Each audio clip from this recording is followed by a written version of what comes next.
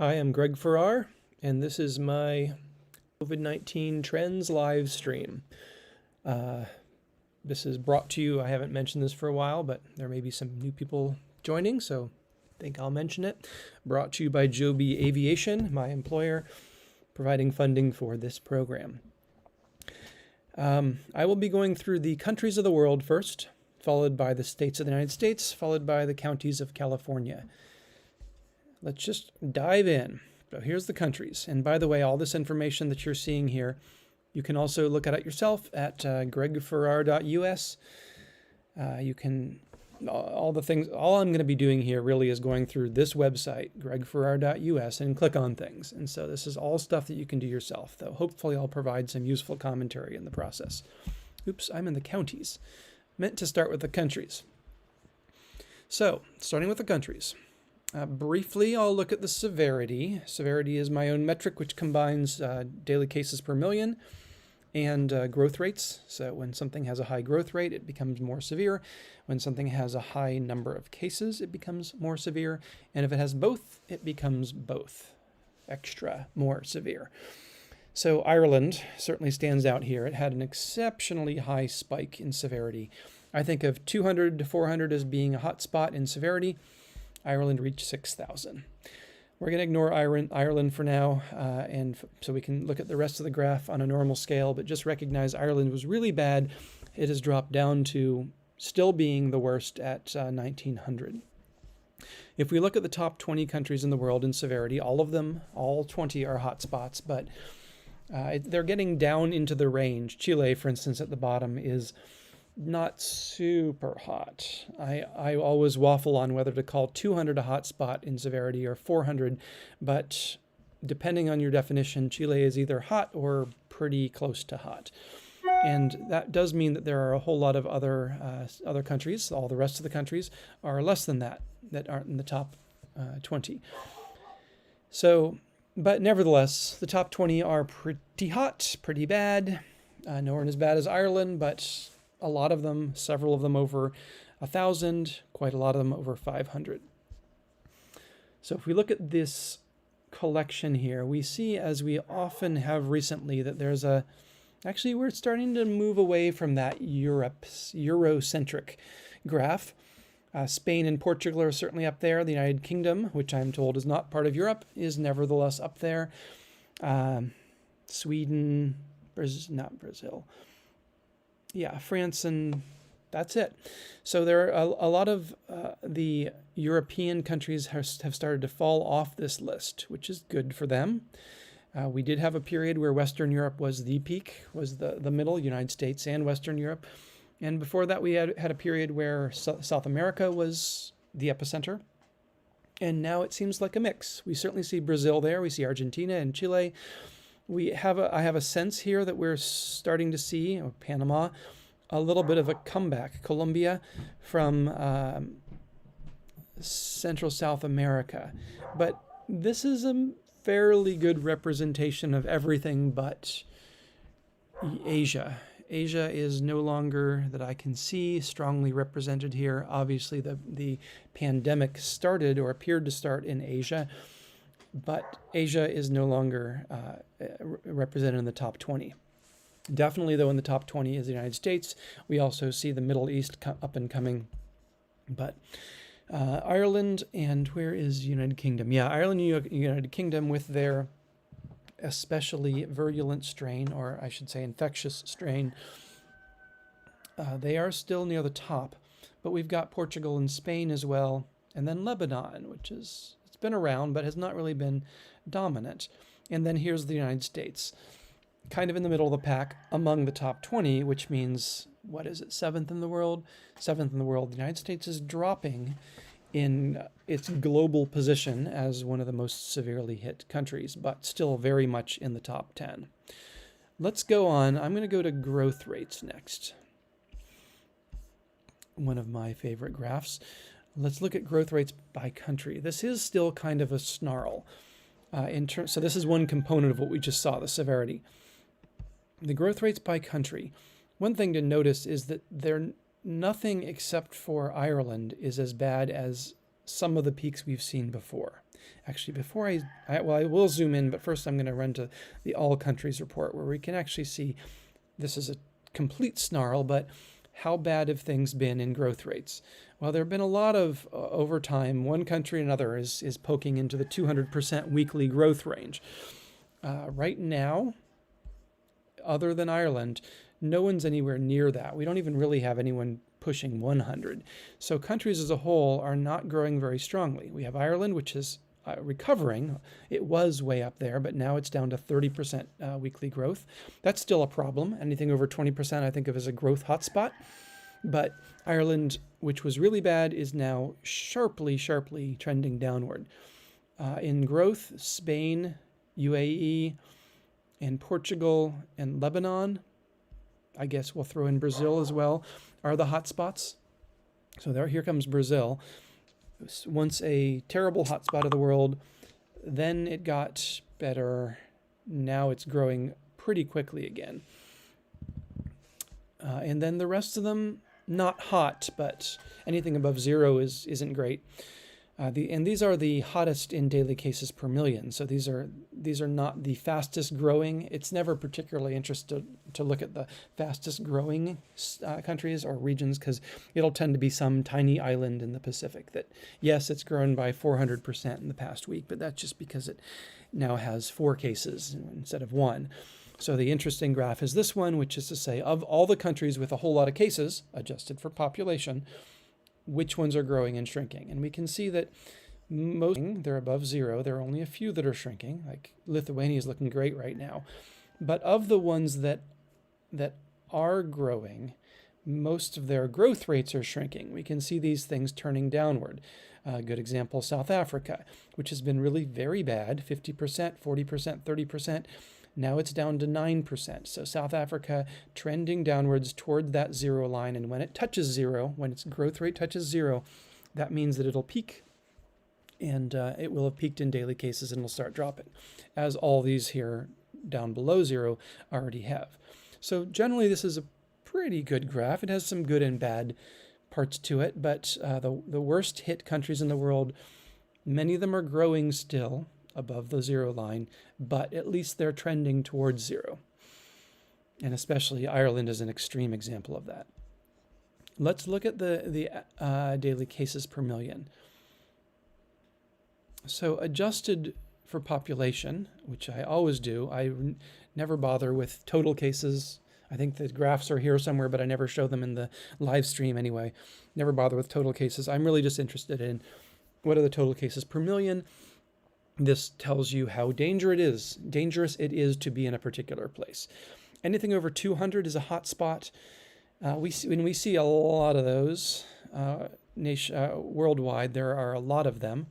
Do we have one? Yeah, let's just focus on the top 20. This looks kind of like the severity graph. Not too surprising, since some of them are growing and some of them are shrinking. You would expect on the whole that the daily cases per million would be a significant contributor to severity. So the very best here at 262 among among all the just the top 20 countries, the very best is Brazil. Brazil, I'm just going to focus on it for a minute. It's generally not been a hot spot recently, as we talked about. It had a real spike back in the day, and then it got quite a lot better to where it wasn't even warm.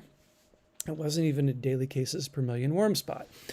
And now it's gotten worse again, and now it's headed upwards. So Brazil never recovered completely. I would say to really recover, you have to be in the double digits, in the low double digits. They didn't get into the double digits, but 15 would be a nice number. I always like the number 15. You get to 15 daily cases per million, you can feel pretty good about your region. It got down to 90, and now it's been shooting upwards again. So Brazil seems to be mounting a new wave. United States never has gotten over its first wave. This is, I would say, it's got some ripples, but I would say this is clearly still this first wave of the United States.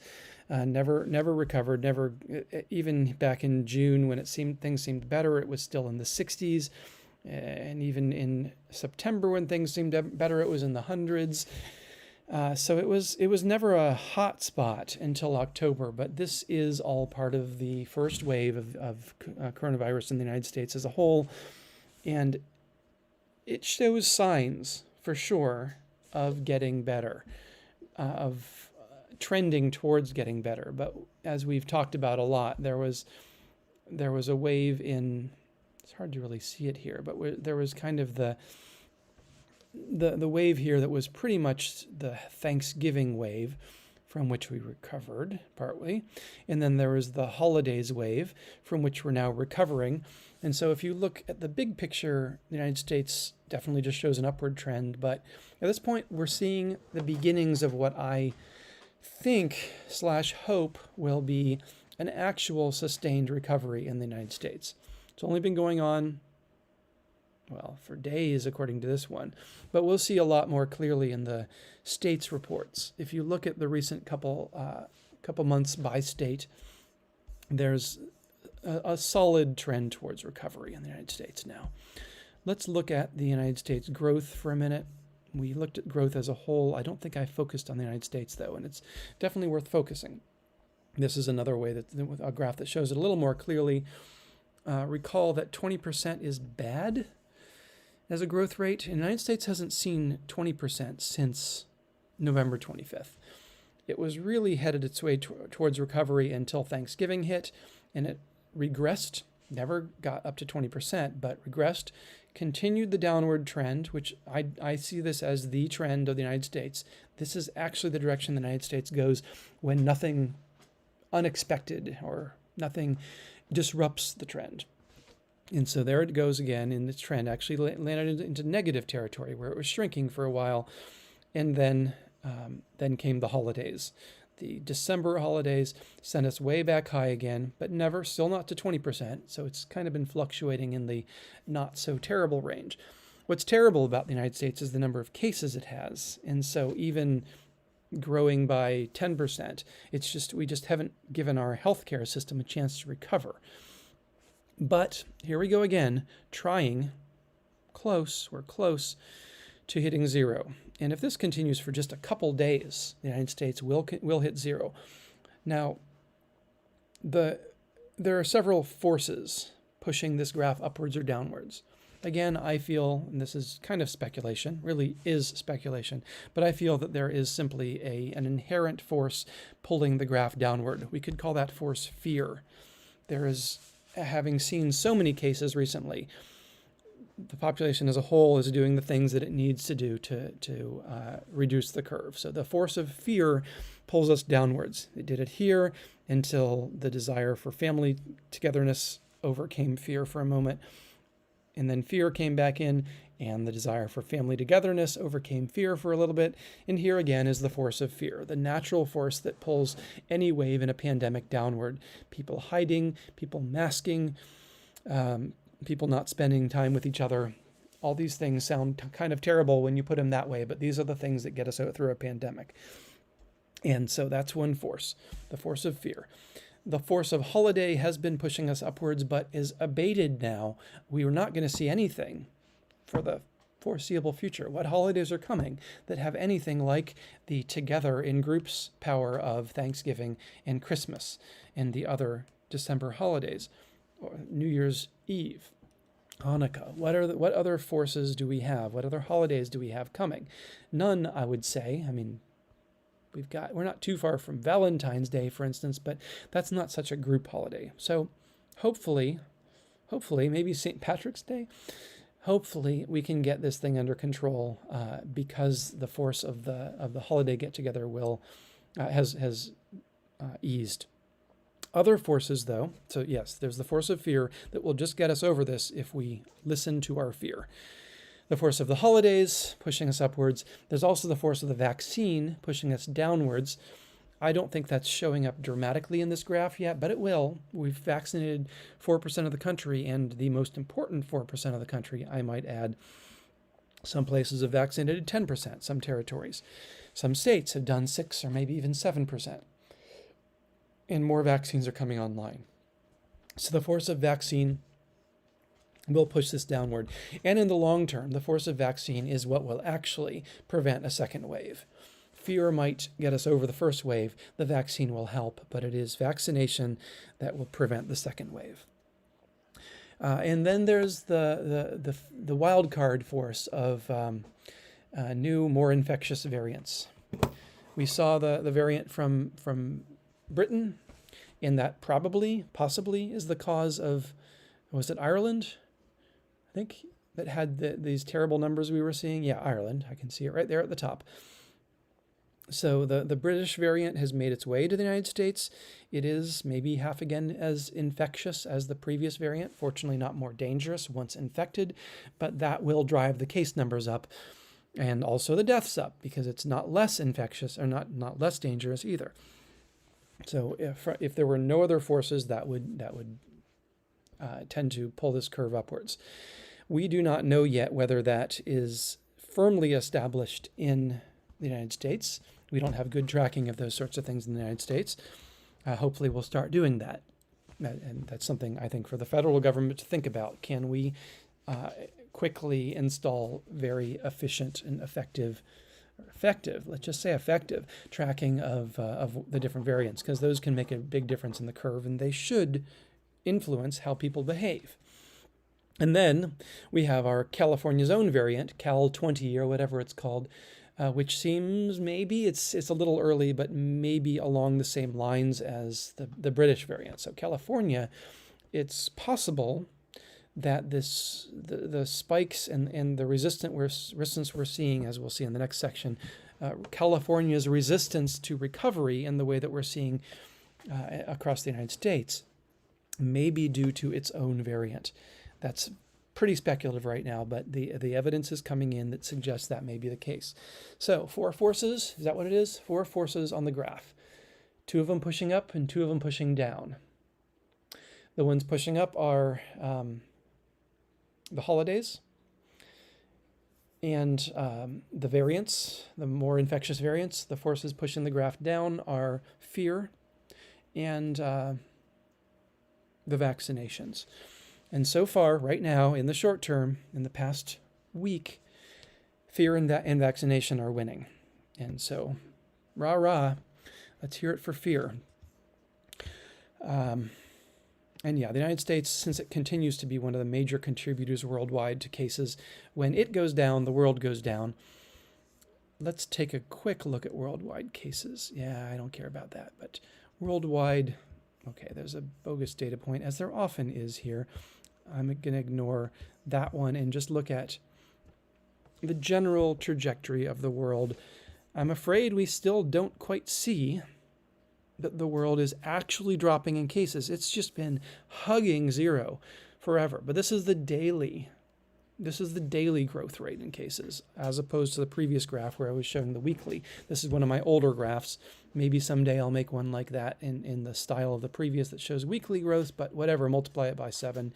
And we see this is somewhere in the realm of 1% weekly growth.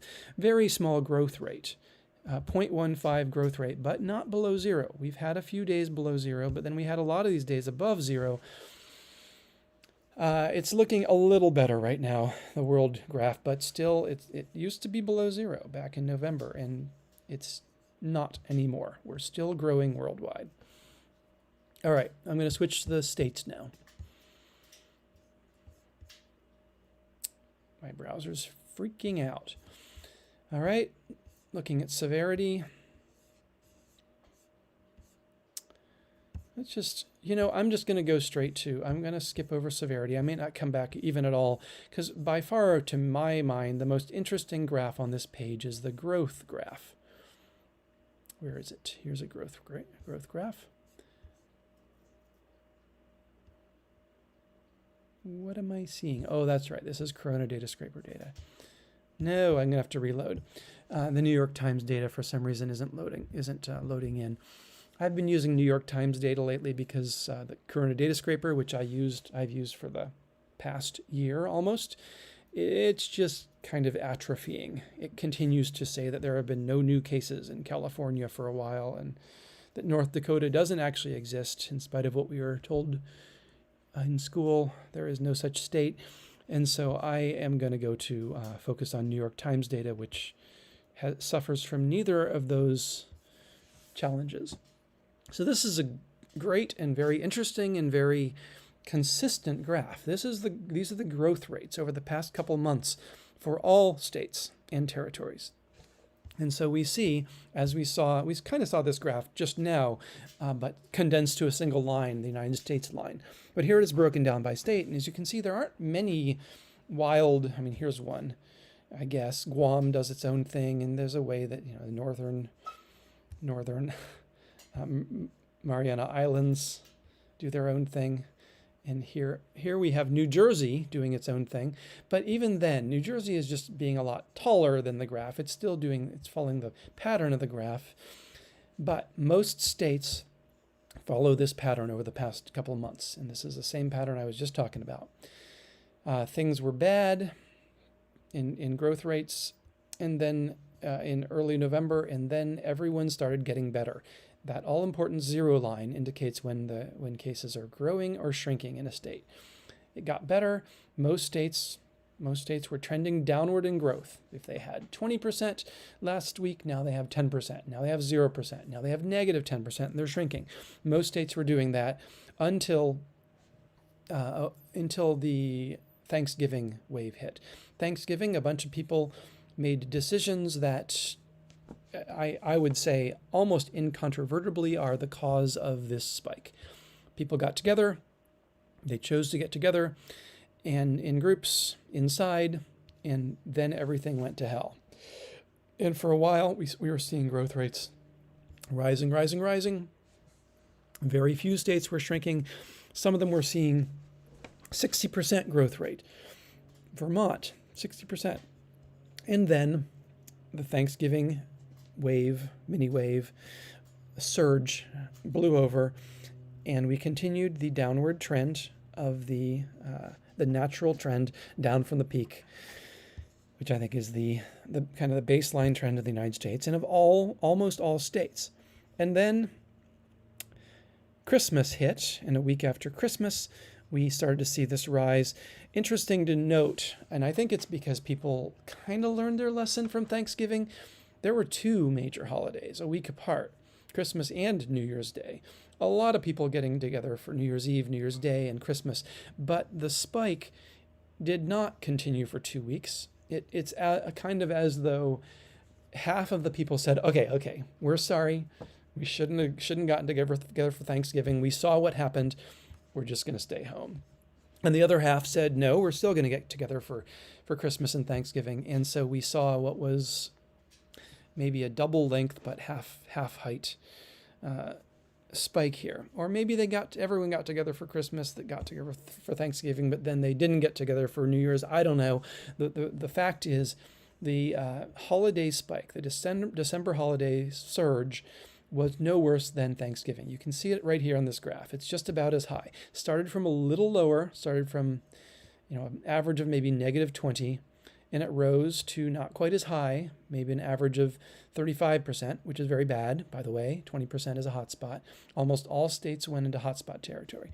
But since then, and this is the news that I have in this one that I couldn't tell you last week, we were starting to see last week, but it was too early to say. No question now, the United States, across almost all states, has been trending downward, and maybe even more sharply than before. Trending downward. And look, there's that zero line, and look, here's almost, or not almost all, but I'd say the strong majority of states are now shrinking.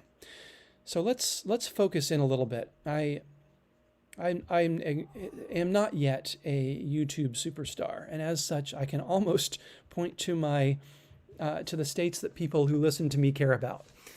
One day when I'm a YouTube superstar, I won't be able to focus on just 6 states, but I'm going to focus on 6 states. Here's California. It's where I am right now. It's where I am half-time, and where Joby Aviation is based, the funder of this live stream and of the website. Here's California. California had it so bad. It was so bad. It was so bad that I started wearing a mask inside the house. And stopped going to the grocery store. There were a lot of things that I was doing in California because things were so bad. No longer so, at least not from a growth perspective. California is still very high. Don't I'm still not going to the grocery store. We'll look at the daily cases per million graph in a minute to see why. But the good news about California is, for a while in late December, until the New Year's Eve spike, it's not even a spike, it was just a gradual up ramp in California. Until that took hold, California was actually shrinking for a while there. And then it was growing a little bit. But now, after the New Year's Eve spike has stopped, it stopped a couple weeks after New Year's Eve, and it started declining. Now we're back to zero. Negative. We're back to negative. California is actually shrinking again on a sustained basis. These are 7-day, I think, moving averages. So for the past 7 days, California, on average, has shrunk. It's not as good as some states, though. Let's look at Colorado. Colorado is where I live the other half, every other week. In Colorado, I've never stopped going to the grocery store because it never did this. It never had this terrible upswing. It was mostly negative. It certainly did, maybe because it was fairly good, people thought they could get away with partying on New Year's Eve, and it had a real upswing then. But it's recovered. It's down to 20% weekly drop in cases. So Colorado has been doing generally well, lost its grip for a minute there, and is doing generally well again. Let's look at Louisiana. I might only have one viewer who cares about Louisiana, but she is my most dedicated viewer, my biggest fan of this live stream as far as I can tell. So this one's for you. Louisiana, it's been kind of around there, but it certainly up and down. It did have a Thanksgiving burst in recovery, and it has a December holidays burst, Christmas, New Year's, and the like, and a recovery. And now Louisiana, which had a pretty bad growth rate from that surge, is now dropping. And you can see these three graphs look kind of alike, especially here at the end. They generally have that surge and drop, All of them now shrinking. Let's look at Texas. Similar, Thanksgiving surge and drop. Holiday surge and drop. Texas hasn't quite gotten back to zero, but it's certainly headed there. So Texas is looking pretty good. We'll throw in Ohio there. Same graph. Ohio is now shrinking. Let's see. There's why not? Georgia. Same graph. Variations on the same graph. But all of them, Georgia is now shrinking. Shrinking? Not quite, but with under 1% weekly. Am I missing one from I have a little bit of interest in Michigan. Michigan generally has been doing well, but it certainly had a New Year's Eve surge, and now it has recovered very nicely down to negative 20%. So here we see almost all states trending down sharply, trending towards recovery. So is it time to go out and party at the clubs? Well, let's look at, by the way, spoiler alert, no. Let's look at the daily cases per million. This graph is kind of hard to really see what it's doing. That's one of the reasons I like the other one. But I will tell the growth graph. I'll tell you, I think of 200 as the absolute maximum where you can even begin to think about relaxing. 200 is a hot spot. If your state is above 200 daily cases per million, so adjusted for population, if your state or your country or your region is above 200, you should be taking the precautions. It'll get under 200, and once it's down to 50, then you can really start thinking about taking the precautions. In my multi-generational, multi-family household here, where we've been taking a lot of precautions, we're tentatively talking about relaxing the most stringent of the precautions, which is we actually mask up indoors around each other. We're thinking of dropping that precaution if and when it reaches 200. So the bad news is that almost all states are above 200. There's almost no one below 200. We've got Guam, we've got Hawaii. Hawaii at 90 is looking quite good, but not good enough. I think of 15 really as the place where you can say, okay, we can almost start behaving completely normally, almost. Virgin Islands at 150. Puerto Rico. Oregon, nope, not even Oregon. North Dakota, not even North Dakota. North Dakota has such a great graph, but not even North Dakota has quite pulled itself out of hotspot territory. Back when I was doing this in March, there were no hotspots. There was very few anyway. Rhode Island briefly, I guess, maybe.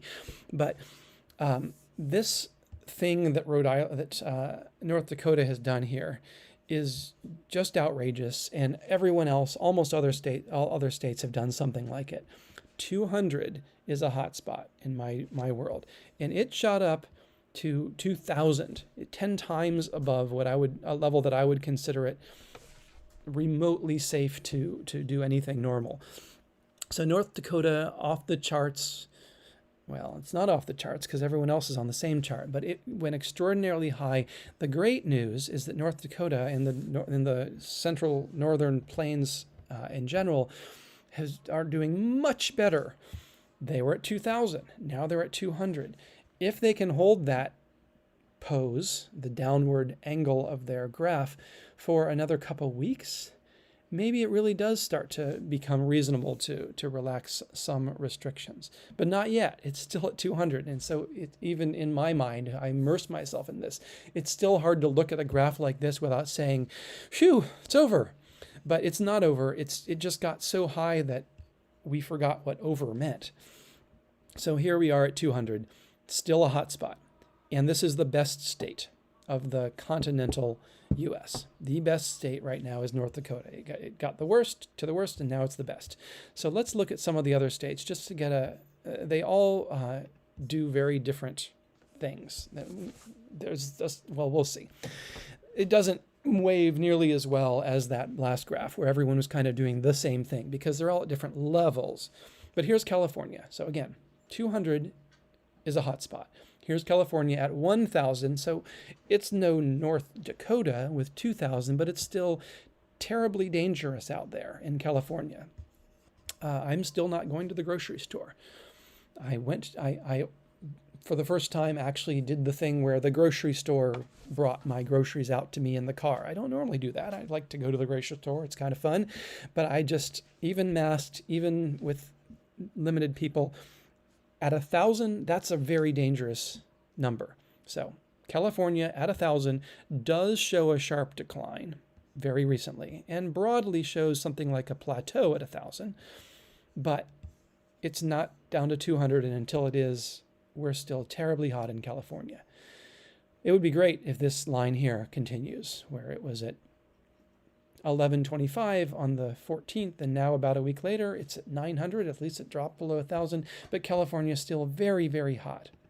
Colorado, on the other hand, never got as hot as California, has dropped pretty steadily. There was some degree of party surge there, but it has recovered to beyond where it was at the end of December and appears to be heading downward steadily, quickly. Now at 347.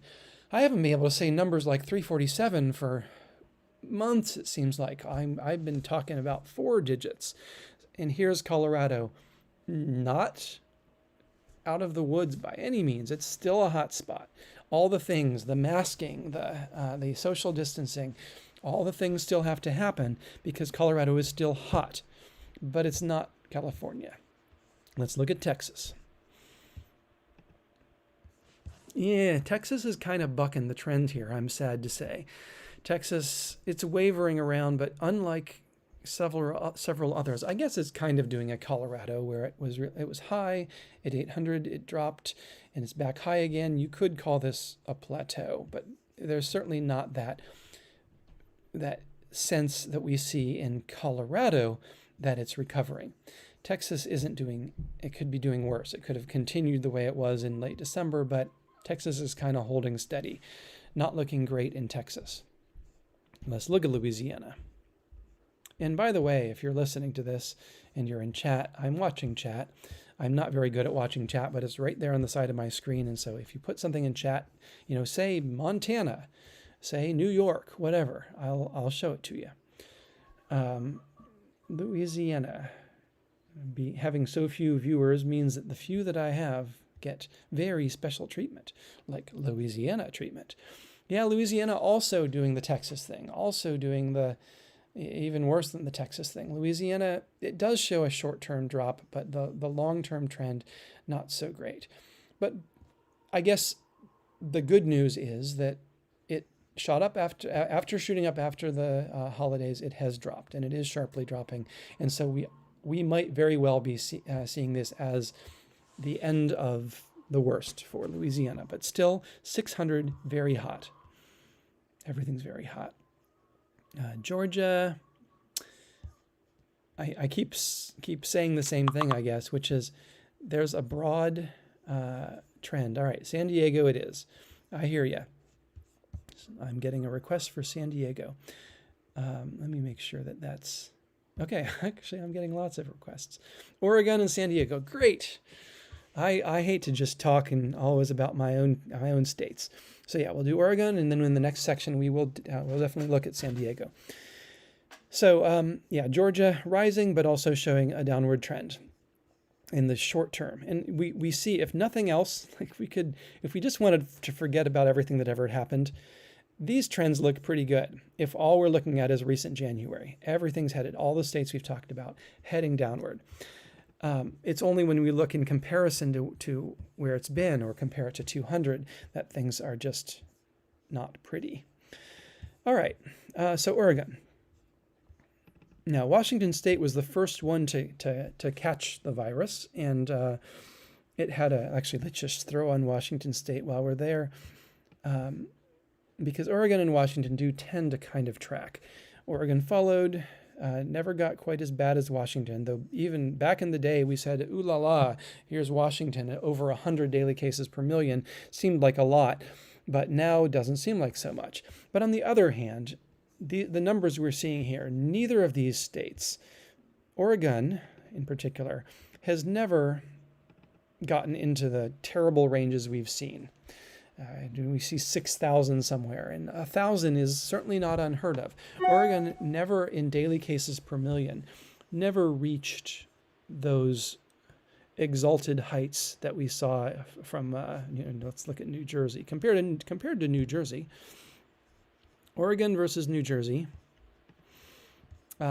Oregon from the 30,000 foot level is looking quite good. It's just never had it bad. But if you take New Jersey out of the picture, it does kind of look bad. It used to be so nice, and then it had a little surge, and then it got better, and then it had the same huge surge that everyone else had, but never got above 300. So Oregon, at 233, it is currently one of the best states. But at 233, in fact, it must be tied. I forget which one I was looking at now, where I was saying there's a state that's almost not a hotspot. Oregon is sharply dropping into out of hotspot territory, but it's still there. If I were in Oregon, I would take all the precautions, wait till it gets down to 15, but at least the numbers here are looking, in the short term, as with many states, looking rapidly lower. One of these days I could do, I don't even get usually into things like testing rates and positive rates and death rates. I usually just focus on growth and daily cases per million because those portend everything else. But I'm almost tempted to look at Oregon's data, but I haven't even looked at my other graphs for a while. I'm just so excited to have someone in chat. But let's look at the growth rate for Oregon. Oregon definitely had a rise after New Year's, and peaking at 20-some%, which is pretty bad, not terrible, and the growth rate is dropping, but still rising in the medium term.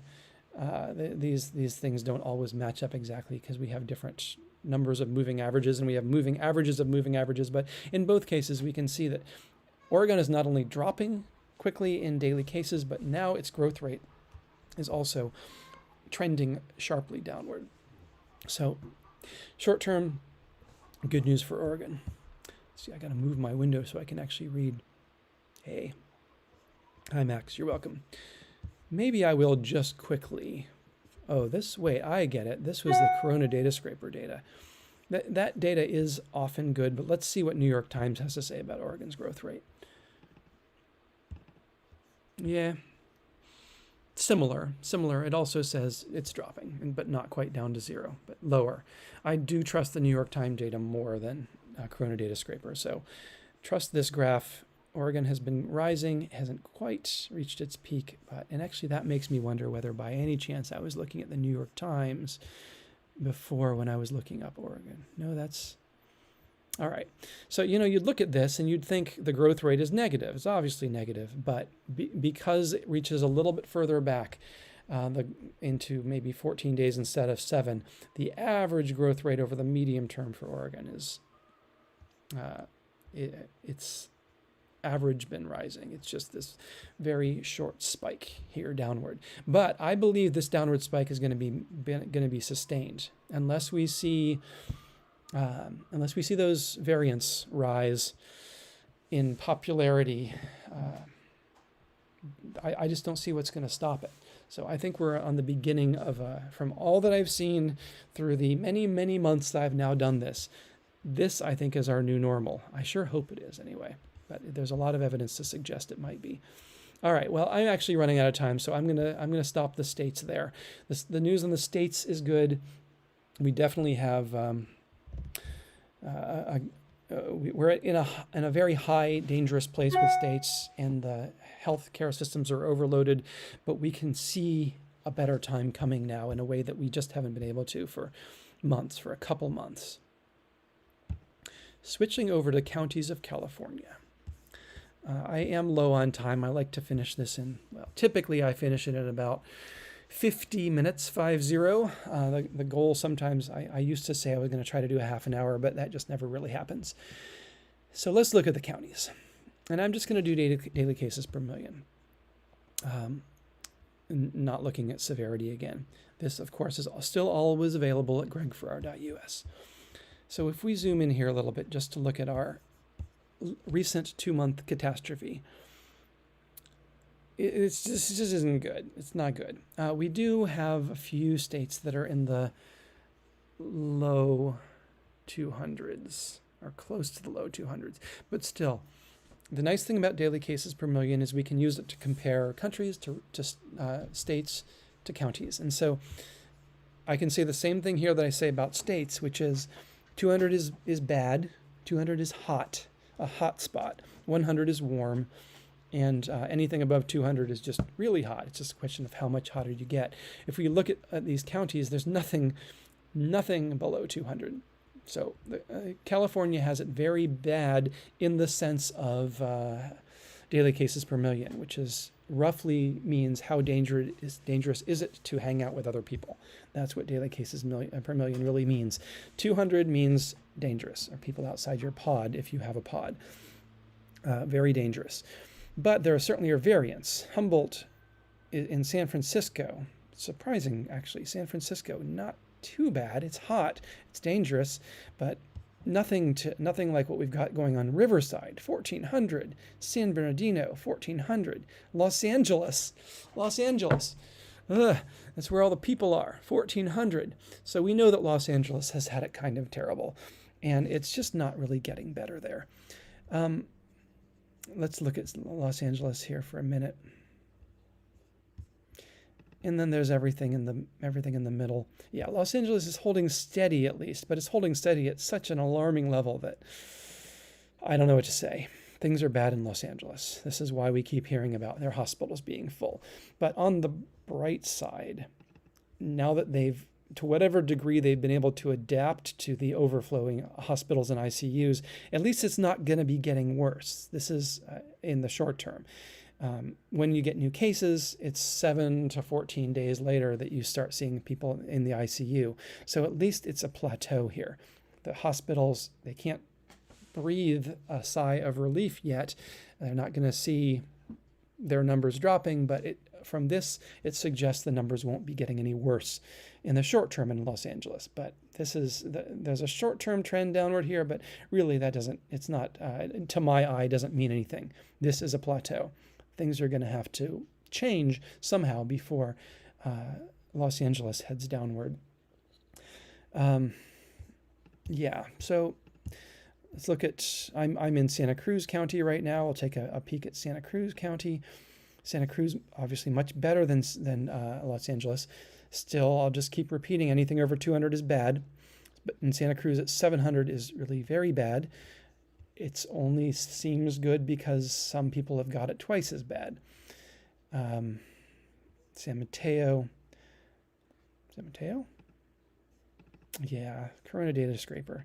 I don't have a better source for data here, but San Mateo just isn't showing me anything here, is it? Yeah, I have no new data.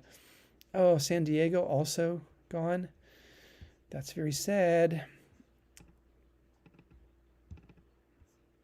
Yeah, it's not that they stopped tracking data, it's that Corona data scraper did. So this is why I switched to New York Times data for the counties. I can pop over to New York Times for just a minute. It will give me something here, but the New York Times own data does not have time series data, I believe, at the county level. So I haven't been able to switch over to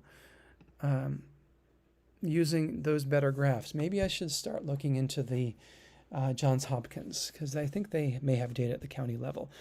I will show you, this is the California graph according to New York Times, which is about what we're seeing.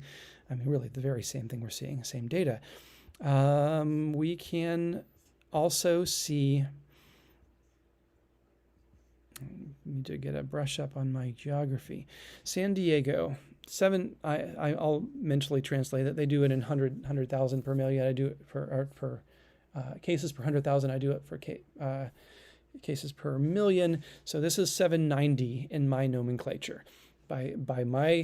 In my terms, San Diego currently at 790, something like Santa Cruz. You can also see from the coloration here, it's not as bad as some. There's Los Angeles at 1250, San Diego at 790, Santa Cruz at 630. Monterey actually is looking a little bit better at 790. But these are all bad numbers. I can't stop saying it. 200 is a hot spot. Here we are at 790 in San Diego. But if you look at the 14-day trend shown there, it's downward. They don't do the numbers the way I like. I like the way I do the numbers, so I can't see numbers here. But if I had to just wildly guess, I'd say it used to be at 1,000 and now it's at 790. So counties, obviously missing some data here from Corona Data Scraper, but the counties we do have, oops, I'm back in the States. The counties we do have are, they tend to look about like this. The whole state is doing something like this. Here's Monterey. Monterey's at 1,000. That's terrible. Yeah, kind of bad news in this graph across all of California. But let's look at the growth rates. When we look at the growth rates, let's just look at the growth rates for the worst counties in daily cases per million. This is really not a great graph either. I was hoping we'd see a bunch of things below zero, but all 20 of the worst 20 are above zero, with a bare exception of Los Angeles. Los Angeles showing a slight drop in daily cases right now, week over week. And that's just that plateau we've been seeing. A lot of these, at least what we're seeing, we'll zoom in even further. I'm going to take a quick look. Who was that really had a high growth rate? I can't seem to grab it. Lake. Okay, so Lake County has a high growth rate and kind of rising, but Santa Barbara, San Luis Obispo, some of the highest growth rates are dropping. So at least we have that going on. The worst thing we could see here would be a high growth rate and rising. And we don't see that, not really anywhere. So this is not a worst case graph. This is kind of the second worst. And in my opinion, the second worst you can have is a high growth rate and dropping. At least that suggests that we may see a peak for some of these counties in the near future. But a lot of these counties aren't obviously dropping. Stanislaus, Fresno, Madera maybe, but I feel like we have a growth plateau right now. So California bucking the national trend. California is at a plateau. It's not dropping in daily cases, not in an obvious strong way, maybe a little, but almost all of the other states are. For what it's worth, I know that a lot of people who stick around for this part of the thing are from California. I hope to have better news for you in the future, but right now, let's take a real close look at all the counties. Yeah, the graph could be worse. What we have here is a second worst scenario. California's growth rates are definitely dropping. They're definitely dropping. These are all the counties, and they're all trending downward as of the past couple weeks. At this rate, if it continues, California will peak. It will drop, but it hasn't gotten there quite yet. And then we've got Sonoma here, who's in its own world growing at 20%. The other good news is that none of these are growth hotspots. A growth hotspot is something with 20% daily or higher. We have very few of those, Santa Barbara and whoever that was, Lake again. Most of these counties have mild growth, fairly mild growth, positive but mild, in the 10% range. And the big picture is growth rates are dropping. But until those hit zero, we're still going to see more cases. And so I guess we saw, Los Angeles is leading the way here below zero. Los Angeles has turned the corner in growth rate. Let's take a look at Los Angeles alone in a minute. The rest of the counties, they're headed there, but not there yet. California is still not looking very good. So especially important in California to do all the things. Masks do work. There are a lot of studies, and the meta-analysis I've found. Sometimes I tend to consume a wide spectrum politically of news, and so I was on Fox News the other day. This is deliberately an apolitical podcast, so I'm not making any sort of political comment here, but I will say that Fox News does have a higher number of comments on its news stories that are saying things like masks don't work. And so I did yet another round, as I sometimes do, of my own analysis of that question. Do masks work? What's the evidence? And the evidence is very strong now. It's very strong. Masks won't solve everything, but masks, especially N95s or surgical, they do work. Even cloth masks, strong evidence they work. So California's, if you want to, and if you want to know more about that, you can look me up and ask me, what's your evidence of that? But I think what I always do is I look for meta-analyses of peer-reviewed studies.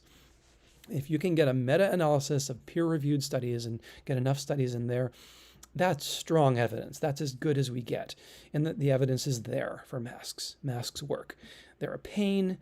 I'm not wearing one now in a basement area, and because I know that I can safely do so because no one else will come in here. But even in my own house, I wear a mask, and I certainly wear a mask when I go outside. Masks work. Social distancing works. So California, my recommendation is keep doing the things. The reason this growth rate is dropping is because people are masking. It's because people aren't doing what they did on New Year's Eve and around Christmas. They are being cautious. And if we continue to do that, this curve will continue downward. Get vaccinated if you can. The evidence for vaccination is also very strong, even much stronger than I'd say than it is even for masks. I'll get vaccinated as soon as I can, but that's the way we change this curve. Vaccination does have side effects, but they're much, much milder than death, say. Number of people who've died due to COVID, I don't even have it off the top of my head. 400,000 in the United States, 2 million worldwide. I don't know my numbers for sure. Number of people who've died from the vaccine, 0. Number of even really serious side effects from the vaccine, 0. We do see semi-serious side effects in some cases. So you might get anaphylactic shock, but it hasn't killed anyone. So I recommend the vaccine. That's the other thing that's going to let this trend continue in its downward trajectory. So that's it. Thanks for watching. I will do this again when there's news. I used to do it every day, and there just wasn't really enough news changing from day to day. Now it's more like every week, but certainly this week's news is good. It's good, especially at the state level, and the level of the states, the United States level. United States definitely looking better, shows every sign of improving. California is starting to look better. It's not the best of the states right now by any means, but it's starting to look better. So even at the California level, the news is starting to be good. The trajectory is good. And then I don't know, at the world level, it's kind of a mixed bag. Mixed bag. I didn't come out of that with an obvious sense of, yeah, the world is going in a good direction. The world is holding steady as some countries get better, like the United States, and some countries get worse. So that's the news. I'm Greg Farrar. Thanks for watching.